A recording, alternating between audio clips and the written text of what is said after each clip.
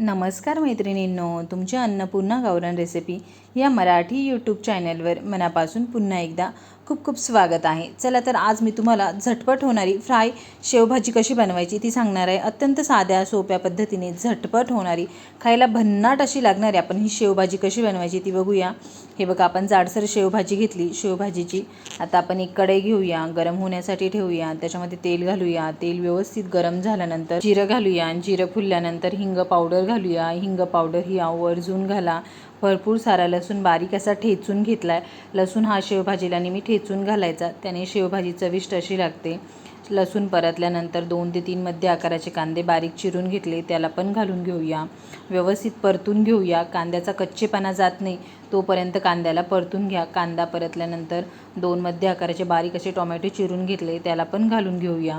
व्यवस्थित परतून घेऊया। टोमॅटो परतल्यानंतर त्याच्यामध्ये आता आपण 1 चमचा इतकी लाल मिरची पावडर टाकूया। हळद पावडर टाकूया। धना पावडर टाकूया।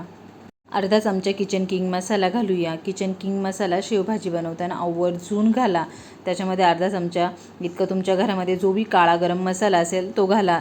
सर्व मिरची मसाले तेलामध्ये व्यवस्थित परतून घ्या। परतल्यानंतर भरपूर सारी कोथिंबीर घालूया। कोथिंबीर ही आवर्जून जास्त घाला। जितकी कोथिंबीर घालशाल तितकी फ्राय शेवभाजी खायला चविष्ट अशी लागते। एकीकडे पाणी गरम करून घेतलंय। पाणी गरम झाल्यानंतर आता आपण पाणी घालून घेऊया। व्यवस्थित मिक्स करून घेऊया। त्याच्यामध्ये चवीनुसार मीठ टाकूया। पाणी हे एकदम पाणी टाकू नका, आपल्याला ही फ्राय शेवभाजी बनवायची, त्याच्यामुळे 1 ग्लास इतकं पाणी टाकलंय मी।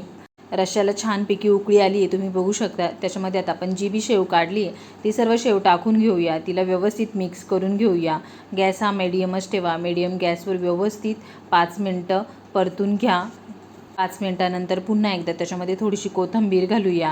हे बघा, आपली गरमागरम फ्राय शेवभाजी तयार झाली आहे। मुलांच्या टिफिनसाठी जरी दिली तरी मुले आवडीने खाता। खायला तर खूपच भन्नाट अशी लागते। नक्की या पद्धतीने फ्राय शेवभाजी बनवून बघा। आवडल्यास लाईक, शेअर, सबस्क्राईब नक्की करा व झटपट होणारी या पद्धतीने फ्राय शेवभाजी तर नक्की करा। चला तर भेटूया अशाच एका नवीन पुढच्या रेसिपीसोबत।